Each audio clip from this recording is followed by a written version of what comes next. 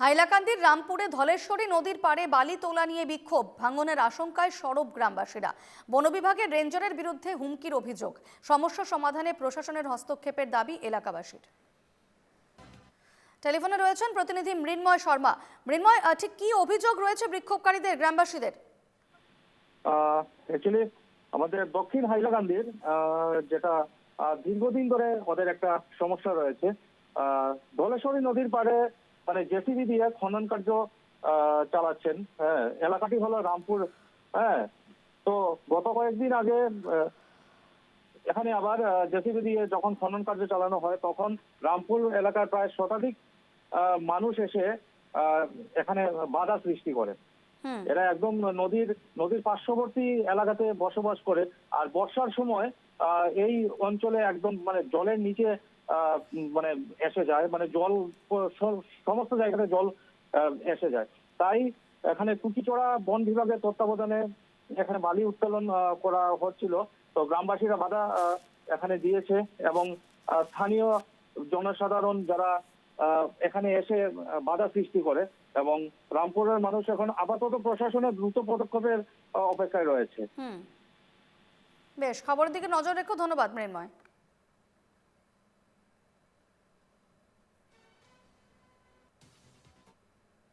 দাঁড়িয়াঘাট কাটিছড়া GP, এখন Rampur Madhabpur GP. ঘটনা হয়েছে আজকে গেছে কালকেও আসলা কেন বালু উঠাইবার লাগে। তা আমরা জানি না কে বা কাহারা আসলা, এটা জানি না। যতটুকু জানি মানে মণিপুরের সার্কেল, এরপরে মণিপুরের রেঞ্জ অফিসর আসলা, ফরেস্টর আর একজন আসলা, দুজন আসলা, তারা মানে আমরা বাধা দিছি বালি উঠাইবার লাগে। আজকে আবার আইসন তিনজন। এই তিনজন আমরা চিনি না, যেহেতু আইসই না। আবার পরে আমরা বাধা দিছি, বাধা দেওয়ার পরে তারা জোর জবরদস্তি করছে না বালি তো আমরা নেওয়া লাগবো, তোমরা যতই যে কিছু করো আমরা বালি নিয়ে থাকবো। তা আমরা বাধা দেওয়ার পরে তারা কইছেন, তা আমরা বহু সময় বুঝাইছি, কইছি দেখো এরকম বালি যদি পারমিশন কিছু দেখাইছে, আমরা জিজ্ঞাসি কাগজ কিছু আনছনি একটু আমরা দেখাও। তারা কইছে না পারমিশন আমরা উপর লেভেল থেকে লই আইছি, কারণ থেকে লই আইছে কেবা দিছে এটাও আমরা জানি না, এটা আমরা জানা গেছে না। হ্যাঁ, এরপরে আবার পরে তারপরে আমরা জিজ্ঞাসি, যাওয়ার পরে তারা আমরা কইছি দেখো এরকম দাদা নিলে তো আমরা ওষুধ দেবো। এখানে আমরা এই নদীর সাইডে আমরা বহুত বসত বাড়ি আছে। হ্যাঁ, বহুত মানুষ এই রাস্তাটা আসিল না, বহুত ছোট রাস্তা আসছিল, বর্তমানে তো গাড়ি চলে। এই রাস্তা যে সময় দেওয়া হয়েছে বহুত মানুষের বাড়ি ঘর ভাঙ্গিয়াও দিছি, বহুত মানুষ। ওখানে সামনে দেখো পাকঘরের কোনার দিকে রাস্তা, পাকঘরের সামনের দিকে রাস্তা, সুপারি গাছ কাটিয়া রাস্তা দেওয়া। যাই হোক, এখন চলাফেরাও করি আমরা।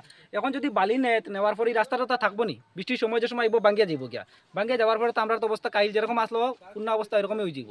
ওই বাধা দেওয়ার পরে তারা কইলাম, তারা তো কয় না এটা বালি তুললে এখানে তোমরা কাজ দেওয়াইব, বালি উঠাইলে আমরা কাজ পাইমু, এরকম আমরা মানে লোভবন তারা প্রবণ দেয়ার এরকম। আমরা মানছি না, আমরা কইছি না আমরা এরকম কাজ লাগে না।